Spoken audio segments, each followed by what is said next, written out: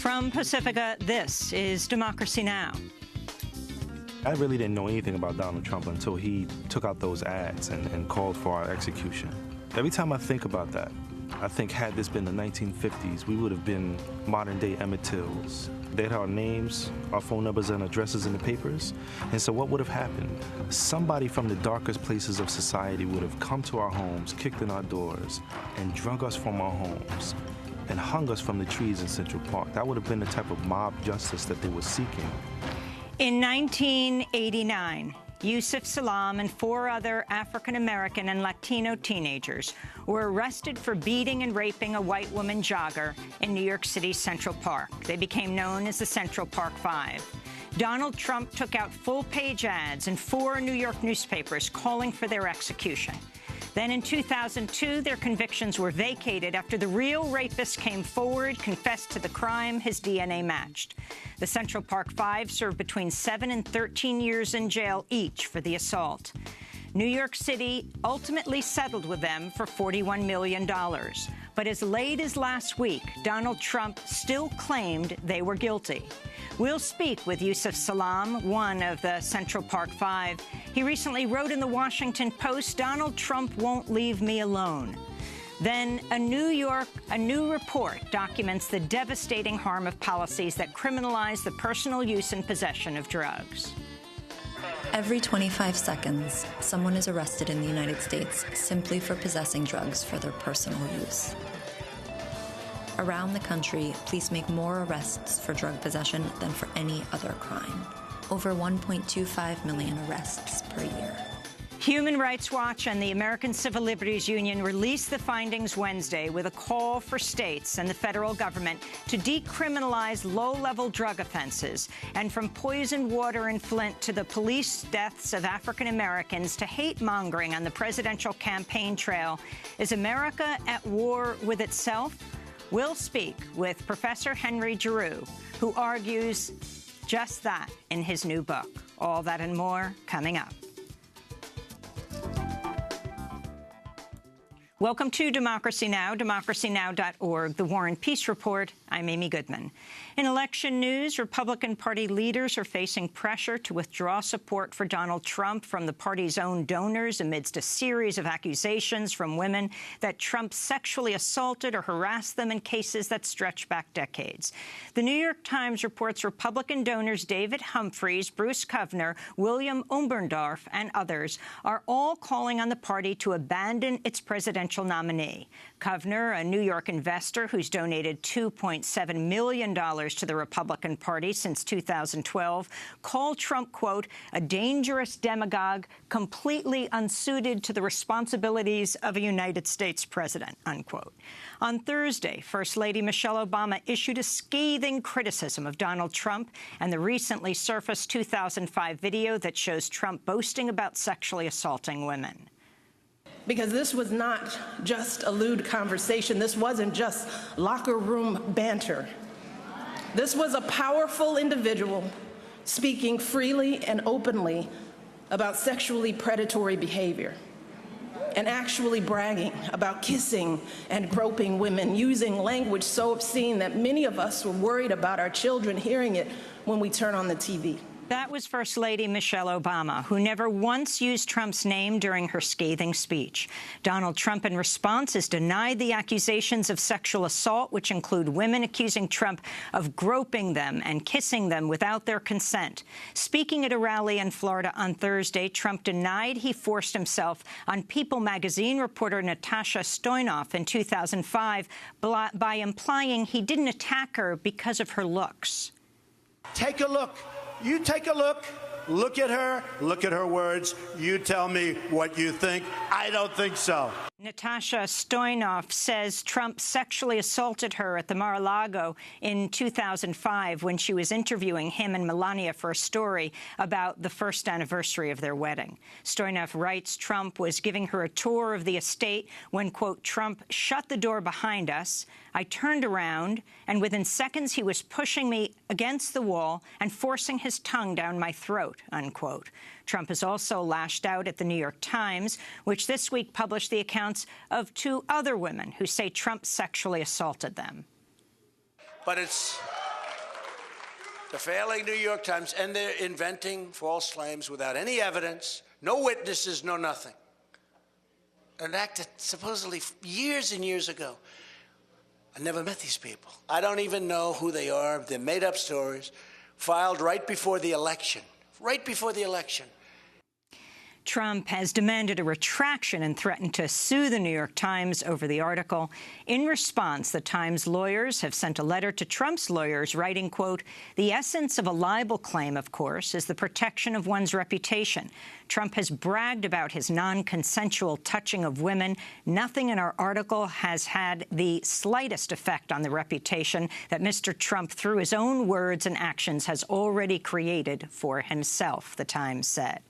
The Committee to Protect Journalists has said, quote, "Trump presidency would represent a threat to press freedom in the United States," unquote, marking the first time the Committee to Protect Journalists has said a U.S. presidential candidate is a threat to press freedom. Meanwhile, Fox Business Network host Lou Dobbs has apologized after he tweeted the personal phone number and address of Jessica Leeds, who's accused Trump of sexually assaulting her on a plane in the 80s. This is Leeds. It was a real shock when all of a sudden his hands were all over me. He started encroaching on my space. And I hesitate to use this expression, but I'm going to. And that is, he was like an octopus. It was like he had 6 arms. He was all over the place. But it's when he started putting his hand up my skirt. And that was it. That was it. I was out of there. Dobbs tweeted her address and phone number on Thursday, then deleted the tweet and apologized, saying, quote, "My retweet, my mistake, my apology to Jessica Leeds."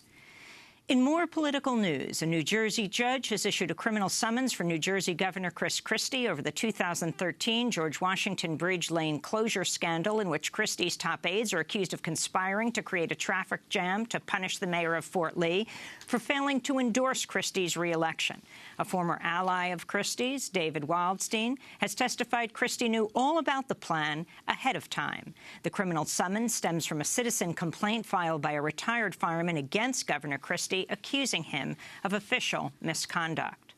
Ahmed Khan Rahami has pled not guilty to charges of attempting to kill police officers amidst a shootout in Linden, New Jersey last month, as authorities were attempting to arrest him on charges of detonating a pressure cooker bomb in Chelsea, Manhattan, and a pipe bomb in New Jersey. The pressure cooker bomb in Chelsea injured 31 people.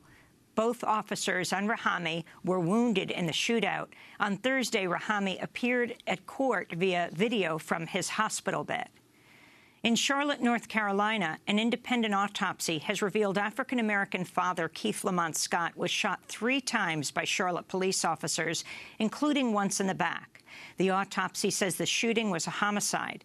Keith Lamont Scott's killing by police in September sparked massive protests in Charlotte as well as across the country. This comes as the U.S. Justice Department has announced it'll begin collecting nationwide data on police shootings and use of force. Civil rights groups, however, say the plan is insufficient because it relies on voluntarily submitted data from local police forces. There's currently no comprehensive federal government database of fatal police shootings and other incidents of police brutality. An ongoing Guardian investigation says 847 people have been killed in the United States by police so far this year. In New York City, 10 black employees of the New York Fire Department have accused the FDNY of, quote, systemic, ongoing, continuous, and intentional discrimination. In a complaint to the Equal Employment Opportunity Commission, they say black employees of the fire department are paid less, passed over for promotions, and are subjected to, quote, workplace harassment and a hostile work environment based upon overt and subtle forms of discrimination, unquote. In North Dakota, documentary filmmaker Dea Schlossberg has been charged with 3 felonies for filming one of 5 coordinated acts of civil disobedience earlier this week, in which climate activists manually turned off the safety valves to stop the flow of tar sands oil through pipelines spanning the U.S. and Canada. The actions took place in Minnesota, Montana, North Dakota, and Washington state. The award-winning filmmaker, Schlossberg, was the producer of Josh Fox's recent documentary, How to Let Go of the World and Love All the Things Climate Can't Change. She was filming the action at a valve station owned by TransCanada in Walhalla, North Dakota. She was arrested along with the activists, and her footage was confiscated. On Thursday, she was charged with a Class A felony and 2 Class C felonies, which combined carry a 45-year maximum sentence. Meanwhile, the sheriff of Dane County, Wisconsin, has pulled his deputies out of North Dakota after they were dispatched there a week ago at the request of the Morton County Sheriff's Office in order to police the ongoing resistance to the $3.8 billion Dakota Access Pipeline. Dane County Sheriff Dave Mahoney said he pulled his deputies out of North Dakota because, quote, a wide cross-section of the community all share the opinion that our deputies should not be involved in this situation, unquote. This comes after the Morton County Sheriff's Department requested hundreds of out-of-state sheriff's deputies come to North Dakota. In Michigan, a prisoner at the Kinross Correctional Facility has died of unknown causes Monday. The man, Charlie Anderson, is the 3rd person to die within Michigan's prisons within a month. This comes as new information has surfaced about a crackdown at the Kinross Correctional Facility against prisoners participating in the nationwide prison strike.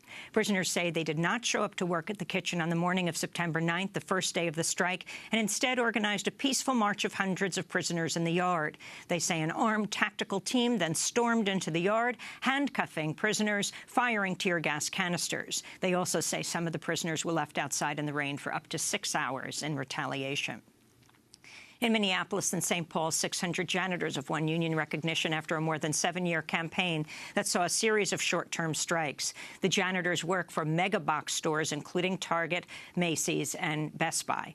The campaign was supported by the Minneapolis-based United Workers Center and Struggle. The workers are now joining the Local 26 of the Service Employees International Union and will start collective bargaining in efforts to win health care and higher wages. And today marks the beginning of the International Monsanto Tribunal in The Hague, organized by activists from across the world. The tribunal will include testimonies from dozens of victims of Monsanto on the environmental and health damage caused by the company. This comes as farmers in Germany are protesting the merger between Monsanto and drug company Bayer, which has created the largest supplier of seeds and agricultural chemicals in the world. The Bayer and Monsanto merger is a declaration of war to the farmers and the consumers. If there is a concentration in the seeds and pesticide sector, then there is a concentration of the entire consumer sector. The large agricultural companies want to get the entire food production under their control. We defend ourselves against it. And those are some of the headlines. This is Democracy Now!, democracynow.org, the War and Peace Report. I'm Amy Goodman. And I'm Juan Gonzalez. Welcome to all of our listeners and viewers around the country and around the world. And Amy, before we get to the rest of the show, I wanted to ask you, you're heading back to North Dakota to answer the charges that were lodged against you in connection to the Labor Day weekend protests over the Dakota Access Pipeline? That's right, our filming of them. I'm going back to North Dakota to cover the ongoing standoff at Standing Rock with the Democracy Now! Team. I'll be turning myself into authorities at the Morton County Jail in North Dakota Monday morning, 8 a.m. North Dakota time. That's 9 a.m. here, as a result of being charged by the state of North Dakota with criminal trespass following the release of our video showing the Dakota Access Pipeline security guards physically assaulting nonviolent, mainly Native American land protectors, pepper spraying them, and unleashing attack dogs. I intend to vigorously fight the charge, as I see it as a direct attack on the First Amendment, freedom of the press, and the public's right to know. The prosecutor in the case say he may actually add more charges, so we will see. Well, hopefully reason will prevail among the authorities there, but we'll be watching it definitely, and best of luck to you. Well, if Donald Trump had his way, our next guest would have been executed over 2 decades ago. In 1989, Yusuf Salaam and 4 other African-American Latino teenagers were arrested for beating and raping a white woman who was jogging one evening in New York City's Central Park. They became known as the Central Park Five. Media coverage at the time portrayed the teens as guilty, used racially coded terms like wolf pack to refer to the group of boys accused in the attack. Donald Trump took out full-page ads in 4 city newspapers. The ad said, "Bring back the death penalty, bring back our police." The ad went on to read in part, quote, "Mayor Koch has stated that hate and rancor should be removed from our hearts. I do not think so. I want to hate these muggers and murderers," end quote. In an interview with CNN later the same year, Trump defended the ad. I am strongly in favor of the death penalty. I'm also in favor of bringing back police forces that can do something instead of just turning their back, because every quality lawyer that represents people that are in trouble said the first thing they do is start shouting police brutality, etc. I'm not prejudging at all. I'm not in this particular case. I'm saying if they're found guilty, if the woman died, which she hopefully will not be dying, but if the woman died, I think they should be executed. The problem with our society is that the victim has absolutely no rights and the criminal has unbelievable rights. Unbelievable rights. And I say it has to stop. That's why I took the ad. And I have to tell you, that ad, I've never done anything that's been so positively received. Well, Yusuf Salaam and 4 other teenagers ended up spending between 7 and 13 years in jail for the assault. Then in 2002, the convictions in the Central Park 5 case were vacated after the real rapist came forward and confessed to the crime. DNA evidence confirmed that he was the sole attacker. The story of the Central Park 5 was chronicled in the 2012 film The Central Park 5, directed by famed documentary filmmaker Ken Burns and his daughter Sarah. Last night, a woman jogger was found unconscious and partially clothed in Central Park. She was beaten and sexually assaulted. A woman jogging in Central Park. Central Park was holy. It was the crime of the century.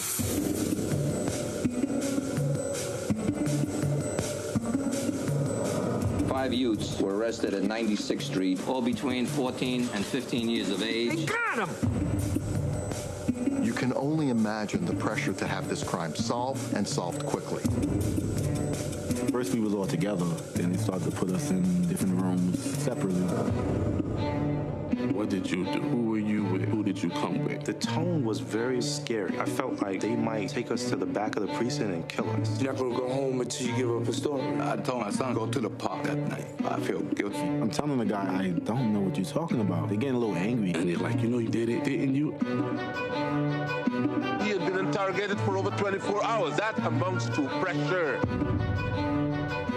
These young men were guilty. It was almost unquestioned. Police controlled the story. They created the story. They seized on the fears of the people, wilding the bestial characterization of the black man. There's no DNA match whatsoever to any of these boys. I was going nuts. No blood on the kids. Nobody could identify them, but if they confessed, and that was that. A lot of people didn't do their jobs. Reporters, police, prosecutors, defense lawyers. This was institutional protectionism. We falsely convicted them, and we walked away from our crime. This is the ultimate siren that says none of us is safe. The trailer to the Central Park 5 documentary. In 2014, the city of New York agreed to pay $41 million to the 5 men wrongfully convicted. As for Donald Trump, he's never apologized. In fact, he still claims they were guilty. In a statement to CNN last week, Donald Trump said, quote, "They admitted they were guilty. The police doing the original investigation say they were guilty. The fact that the case was settled with so much evidence against them is outrageous, and the woman so badly injured will never be the same," he said. Well, we are going now to Atlanta to speak with Yusuf Salaam, one of the Central Park 5. His recent piece for the Washington Post is headlined, "I'm one of the Central Park 5. Donald Trump won't leave me alone." Yusuf, thanks so much for joining us on Democracy Now!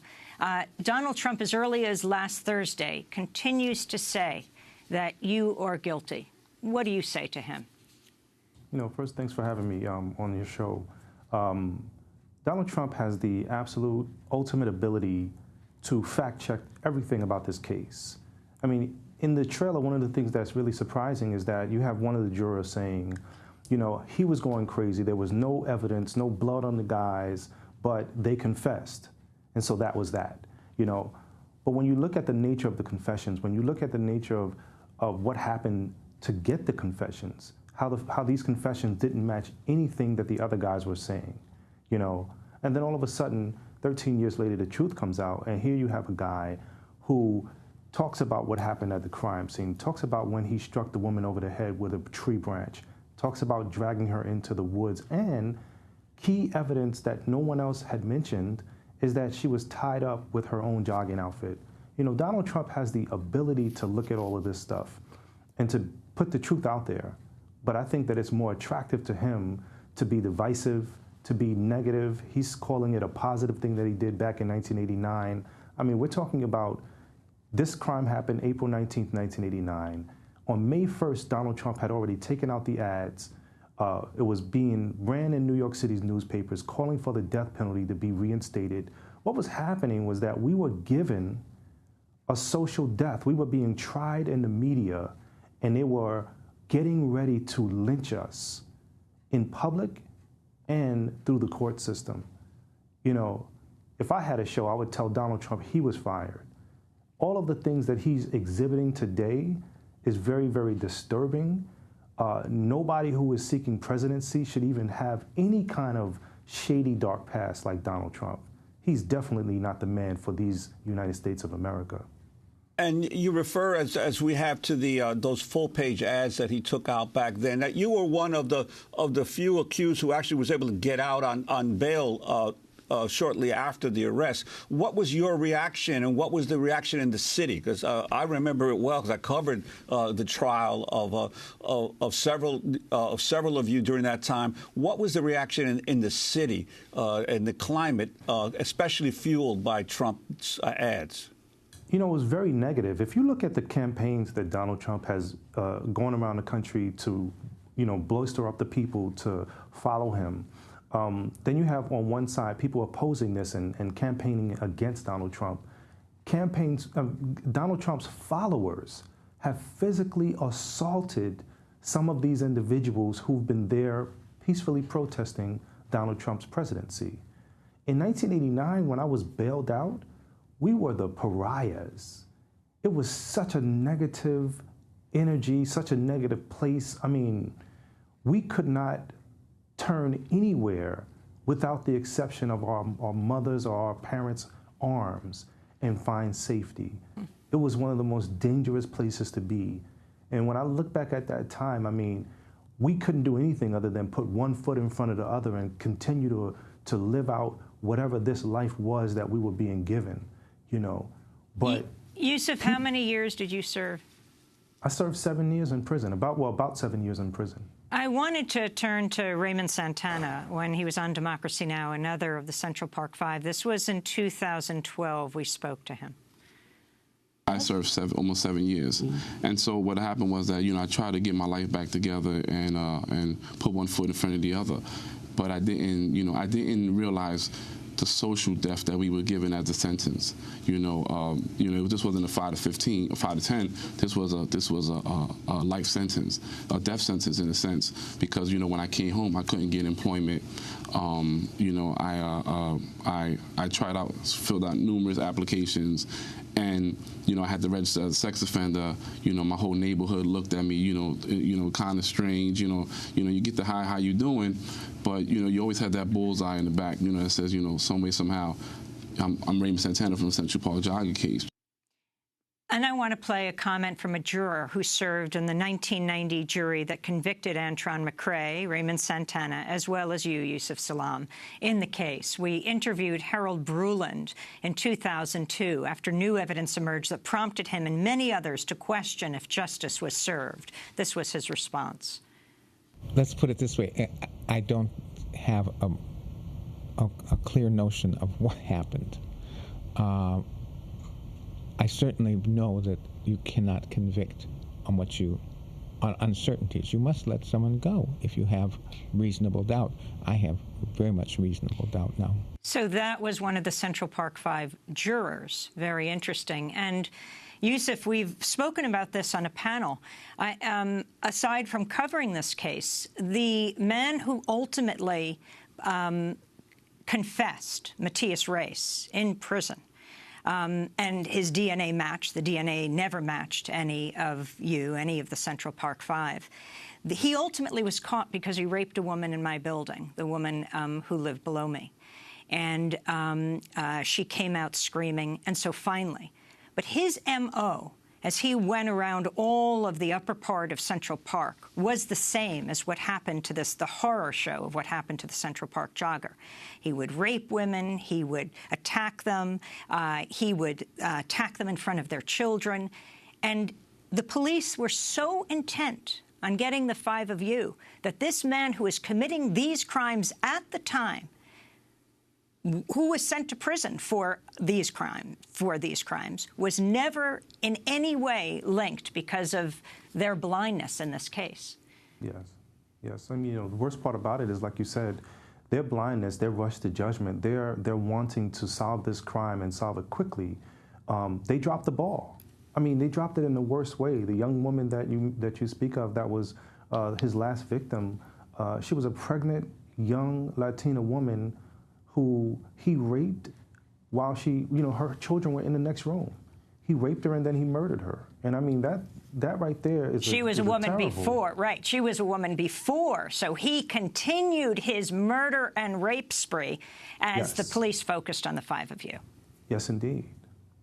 Worst situation in the world. And the worst part about it as well is this. The way that the police went after us and the reports that began to filter from the police department through the media began to paint a picture that we were the ones that that the public needed to hang for this crime. And like I said, that same kind of thing plays out today. There's still this murkiness because the truth of the story that was told back then wasn't really the whole truth. And so people today still feel like something about that case, just, the DA at the time said there was DNA evidence.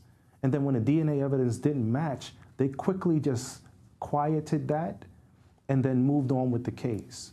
And the worst part about it is that left a negative residue in the minds of many people, because the only thing that they remembered was there was something about DNA in this case. The false confessions were even worse because here it was, we were explaining eyewitness testimony to what we had seen but had not participated in.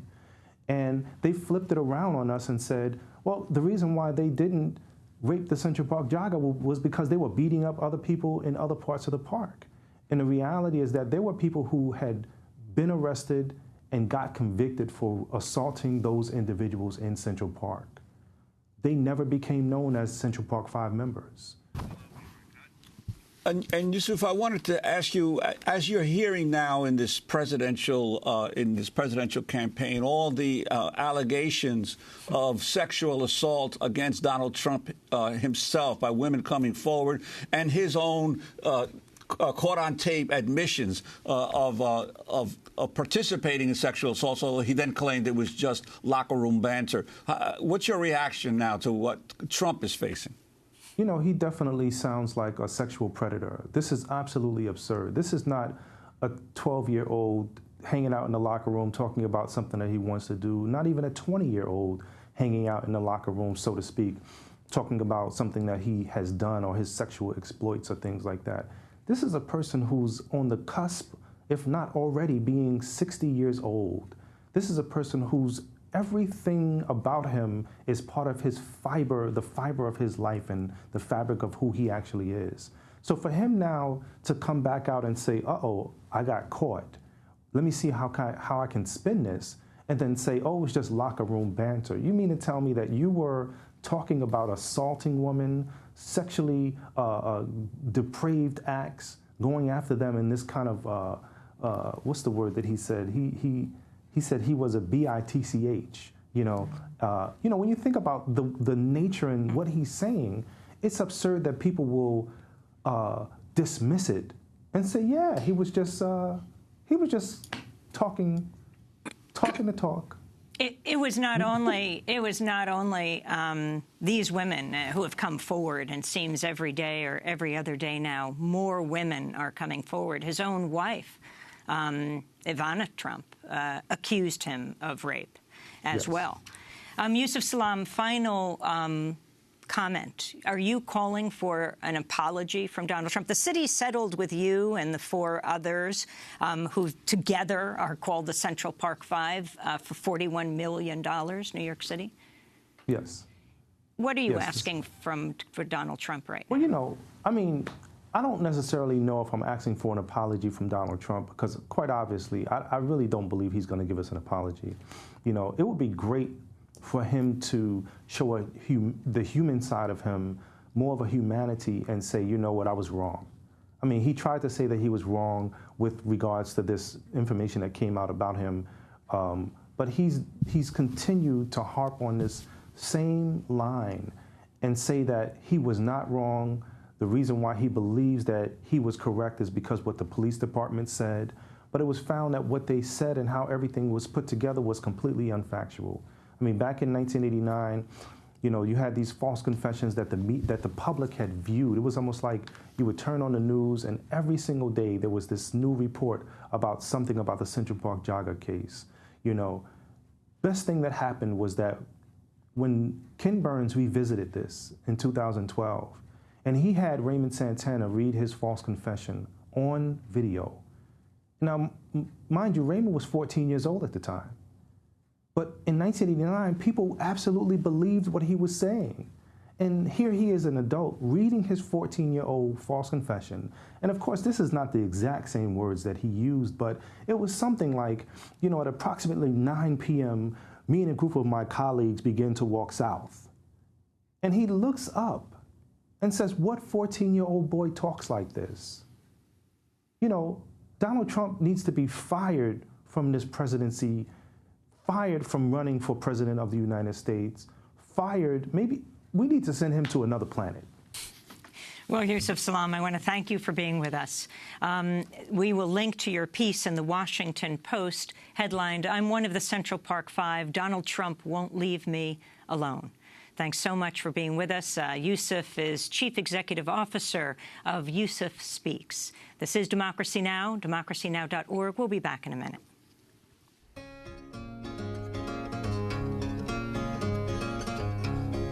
What did you learn in school today, dear little boy of mine? What did you learn in school today, dear little boy of mine? I learned that Washington never told a lie. I learned that soldiers seldom die. I learned that everybody's free, and that's what the teacher said to me. That's what I learned in school today. That's what I learned in school. What did you learn in school today, dear little boy of mine? What did you learn in school today, dear little boy of mine? I learned that policemen are my friends. I learned that justice never ends. I learned that murderers die for the crimes, even if we make a mistake sometime. And that's what I learned in school today. That's what I learned in school. What did you learn in school today, dear little boy of mine? What did you learn in school today, dear little boy of mine? I learned our country must be strong. It's always right and never wrong. Our leaders are the finest men, and we elect them again and again. And that's what I learned in school today. That's what I learned in school. What did you learn in school today, dear little boy of mine? What did you learn in school today, dear little boy of mine?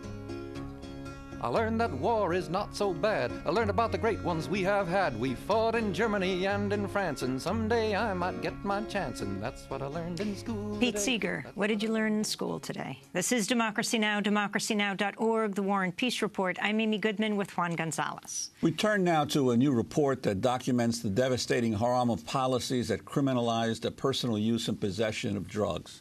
Human Rights Watch and the American Civil Liberties Union released the findings Wednesday with a call for states and the federal government to decriminalize low-level drug offenses, which it says, the report says, account for more arrests than any other crime.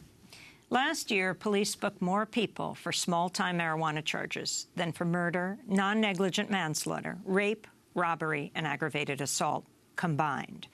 This comes as 4 states have legalized recreational marijuana use, and 5 more will vote to do the same next month. This is part of a video that accompanies the new report.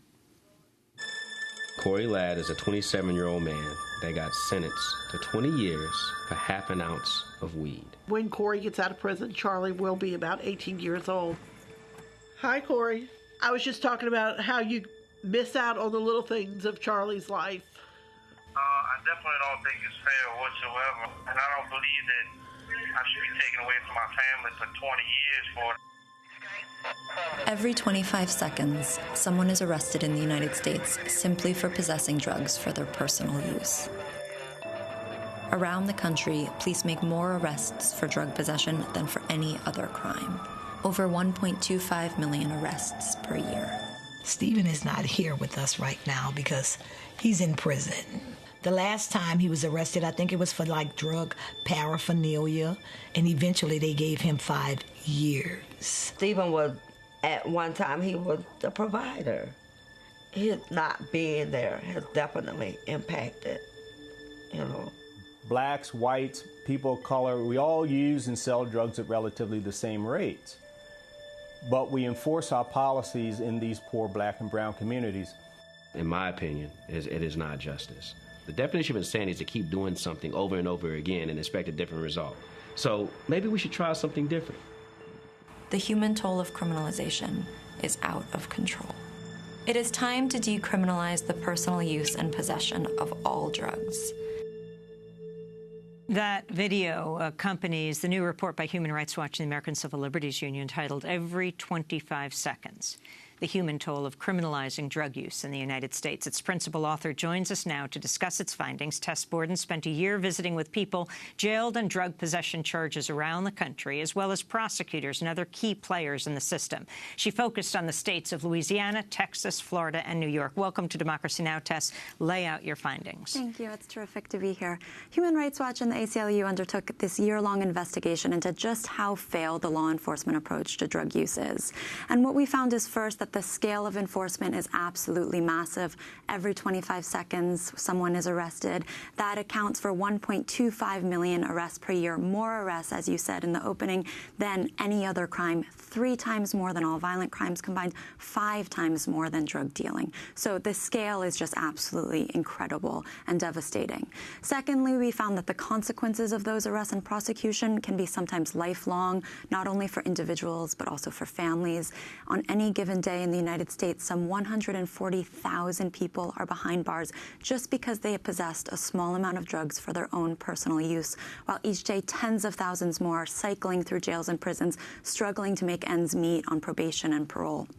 We also found that a conviction for drug possession, often at the felony level, because in 42 states, small amount of possession can be a felony offense. We found those convictions can keep individuals and sometimes, again, entire families out of public benefits, such as food stamps or Section 8 housing.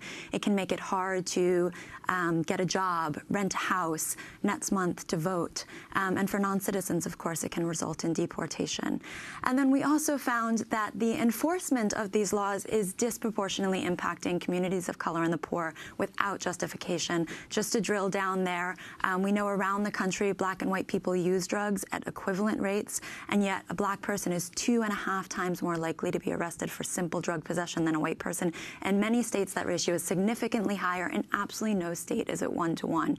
So a black person is more than 5 times more likely to be arrested for, again, simple drug possession for personal use than a white person in North Dakota, New York, Minnesota, Montana, Iowa, Vermont.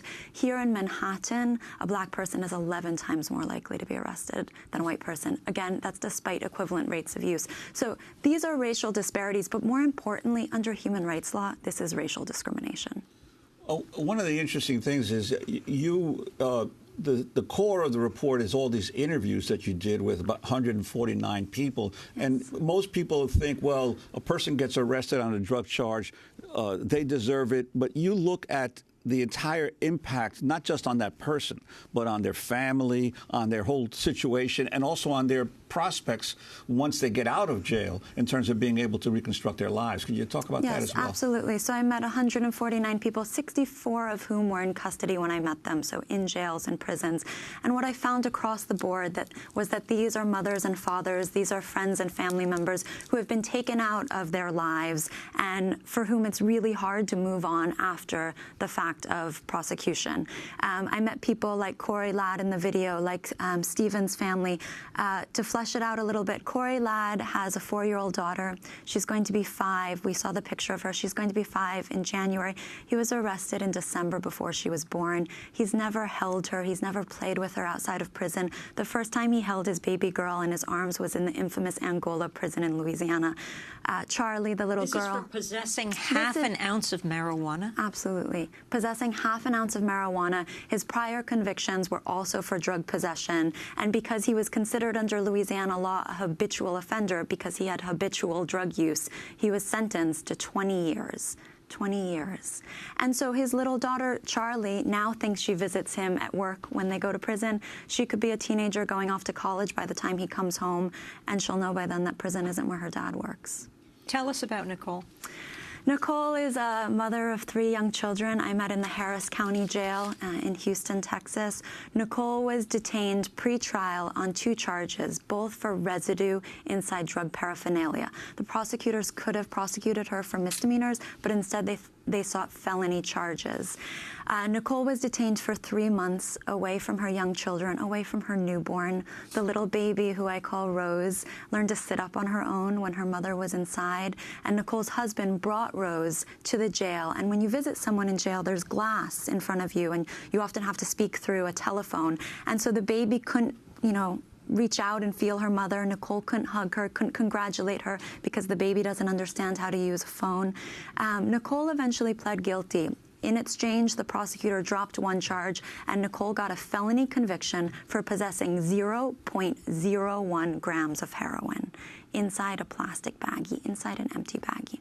Nicole would do a few more months in prison, in a Texas prison, and then she'd get to go home to her children. But now she'd be a quote-unquote felon. Now she would be a drug offender. And so Nicole told me, beyond even the months behind bars, what this meant was she was going to be punished for the rest of her life. She was in school. She was seeking a degree in business administration. She said she'd have to drop out of school because now she wouldn't qualify for student financial aid as a felon and a drug convict, quote unquote. And she would lose, she would lose food stamps. She would no longer be able to rent in her own name. She would no longer be able to feed her children. And she said, this is my whole life right there. And for what? You also wrote about Tricia Richardson in Florida, who was convicted on drug charge at the age of 18, has never been able to vote. Talk about the impact on voting disenfranchisement as a result of these convictions in several states. Absolutely. So 3 states, including Florida, disenfranchise people for felony convictions for a lifetime. Many other states have some level of disenfranchisement, whether it's for a period of years or while one is finishing one sentence. And so Tricia said, she had recalled registering to vote, and that was now, a relic of the past, a fond memory that she'd never be able to capitalize on. And people told me across the board that they felt as though, this conviction, whether it separated them from the voting box or other benefits, meant that their voice didn't matter, meant that they were no longer really a citizen who mattered in the United States. And as we look at next month, going into an important election, felony disenfranchisement is literally keeping people out of our democracy, and we know that drug possession arrests are, the #1 cause of people entering into the system that could be disenfranchising them. And I want to ask you now, as we're seeing in recent years the spread of the heroin epidemic, especially in white communities across the country, you're suddenly seeing all of these ads on radio and television with a more sympathetic portrayal of the impact of drugs. Do you think that this has a potential to be able to move politicians finally to say, well, maybe we ought to reconsider some of our drug laws? Yeah, well, this is precisely why Human Rights Watch and the ACLU are intervening at this time, are coupling our call for decriminalization with a strong call for investment in public health approach.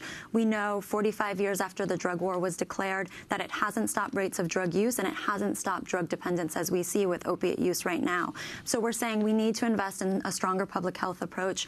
We need more evidence-based prevention, education around the risks of drug use and dependence, and voluntary treatment affordable in the community. I do think there's been a very commendable shift in some policymakers and officials' language towards public health. I would just caution, though, that we don't invest stronger into the failed criminal justice approach when we're afraid of drugs in this country right now. And I think what we need to say is most people who use drugs don't become dependent. The opiate epidemic is devastating and it is tragic. And those people, though, deserve a public health approach instead. So you're calling for decriminalization of drugs? Absolutely. We're calling for the decriminalization of personal use and possession of all illicit drugs. That includes marijuana, that includes heroin, methamphetamines, cocaine, all drugs. And what we're saying, to be quite clear, is not that everyone should go out and use drugs. What we're saying is, for those people who use drugs and don't harm others, the criminal law is simply inappropriate.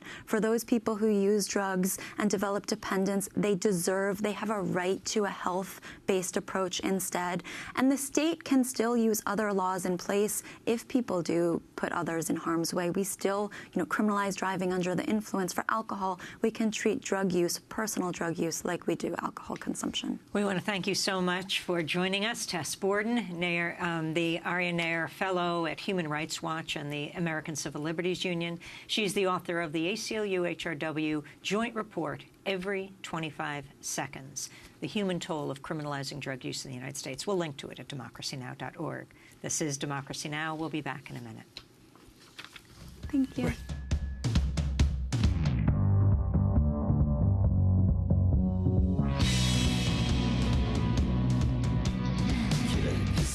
Don't be scared of the black cat ballet. A way to cut out the light. Tonight's your test drive. It don't matter what I do, this big size fits you. The hurt at the start, and if the ending hits its cue, this tragedy looms. It looms. And you know it's wrong. Turn on your radar. Crack open your heart. Let your rock and roll scar. Underneath the outside, something's run its course. Its course. Until I'm sure you got your care. No more the shape now. Within every move made you satisfied. See, I was wearing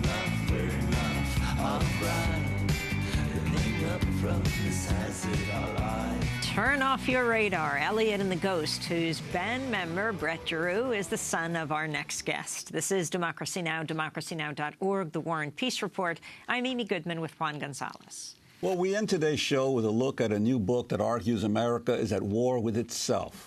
From poisoned water in Flint and other cities to the police deaths of African Americans, including Keith Lamont Scott, Eric Garner, and Sandra Bland, to hate-mongering on the presidential campaign trail, Henry Giroux critiques what he believes is a slide toward authoritarianism and other failings that led to the current political climate. Noted scholar Robin D.G. Kelly writes in the book's foreword, quote, "These are indeed dark times, but they are dark not merely because we're living in an era of vast inequality, mass incarceration, and crass materialism, or that we face an increasingly precarious future. They're dark because most Americans are living under a cloak of ignorance, a cultivated and imposed state of civic illiteracy that's opened the gates for what Giroux correctly sees as an authoritarian turn in the United States. These are dark times because the very fate of democracy is at stake, a democracy fragile from its birth, always battered on the shoals of racism, patriarchy, and class rule. The rise of Donald J. Trump is a sign of the times," he writes. Well, for more, we're joined by the author of America at War with Itself, Henry Giroux, McMaster University professor for scholarship and the public interest. He joins us in New York City. We welcome you. It's great to have you with us. Well, I'm honored. How is America at war with itself? It's at war with itself because it's basically declared war not only on any sense of democratic idealism, but it's declared war on all the institutions that make democracy possible.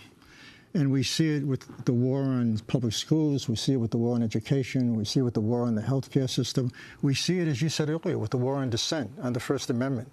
We see it in the war on women's reproductive rights. But we especially see it with the war on youth. I mean, it seems to me that you can measure any degree, any society's insistence on how it takes democracy seriously can in fact be measured by the way it treats its children. And if we take that index as a measure of the United States, it's utterly failing. You have young people basically who, in schools that are increasingly modeled after prisons, you have their behavior being increasingly criminalized. And one of the most atrocious of all acts, you have the rise of debtor prisons for children. Kids who basically truant from school are being fined, and if their parents can't pay the fine, they're being put in jail. You have kids whose every behavior is being criminalized. I mean, what does it mean to be in a public school, and all of a sudden you are engaged in a dress code violation, and the police come in and they handcuff you? They take you out, they put you in a police car, put you in the criminal justice system, and all of a sudden you find yourself, as Tess was saying earlier, mocked for life. Entire families are being destroyed around this. But it seems to me the real question here is, how do you understand these isolated incidents within a larger set of categories that tell us exactly what's happening? And what's happening is the social state is being destroyed, and the punishing state is taking its place. So violence now becomes the only tool by which we can actually mediate social problems that should be dealt with in very different ways.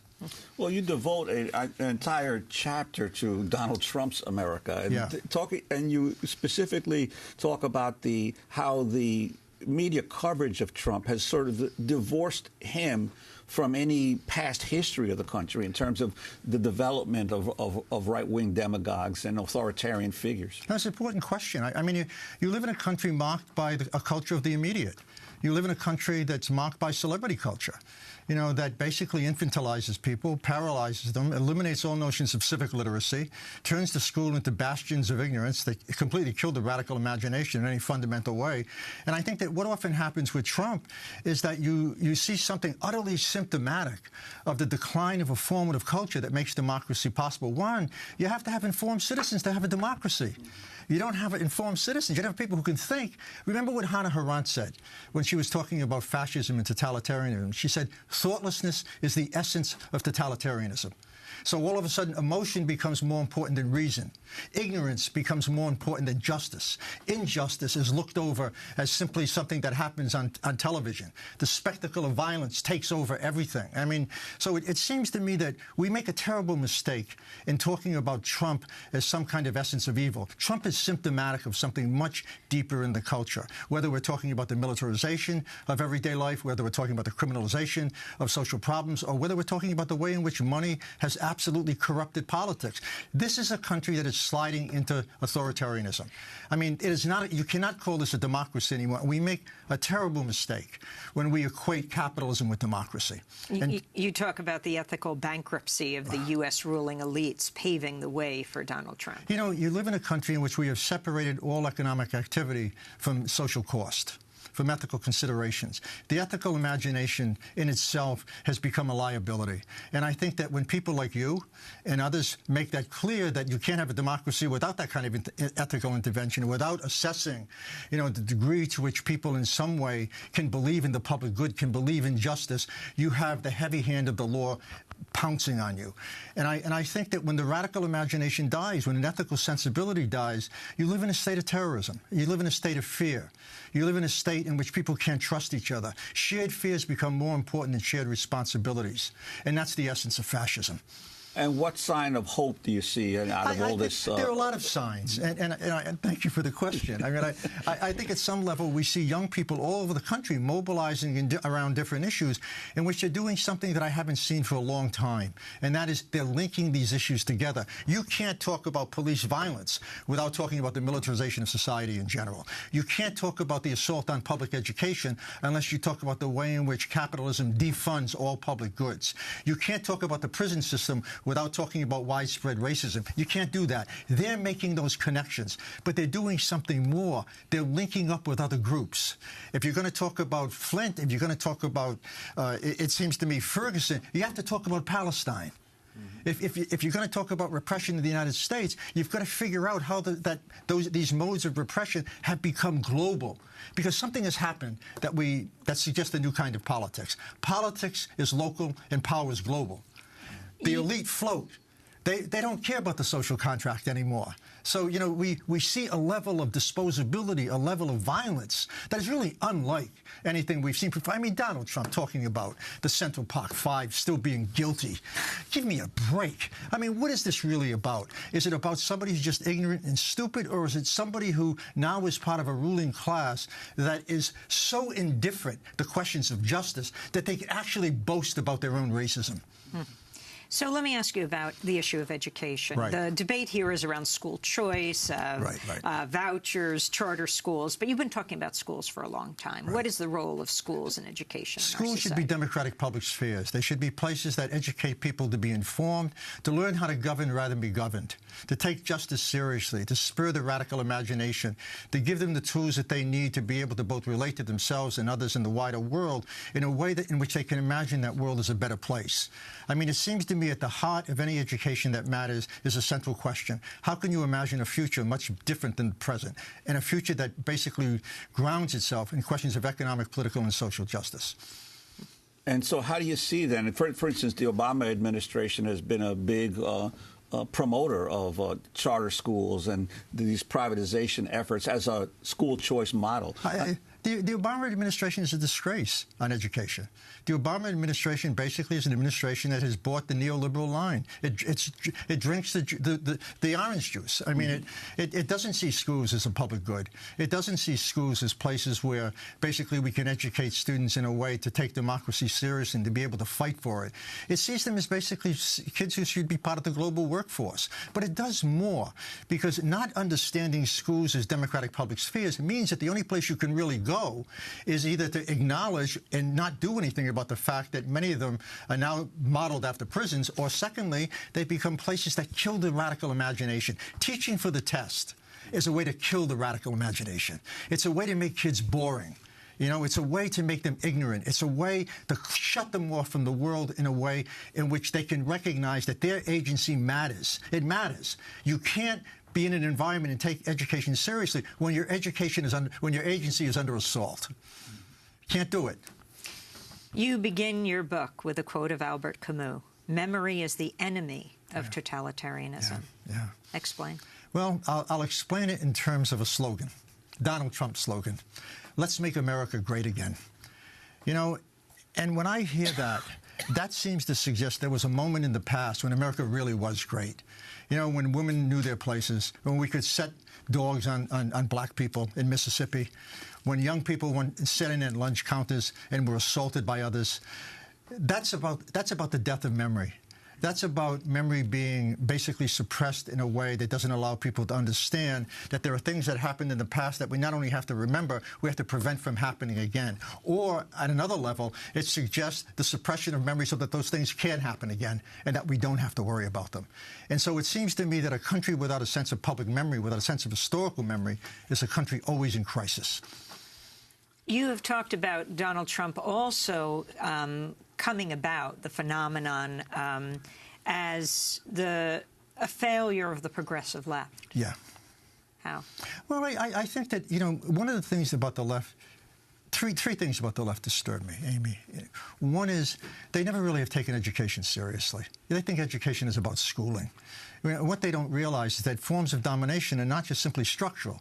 They're also about changing consciousness. They're also about getting people to invest in a language in which they can recognize that the problems that we're talking about have something to do with their lives. It means making something meaningful, to make it critical, to make it transformative. Secondly, it seems to me that the left is too involved in isolated issues.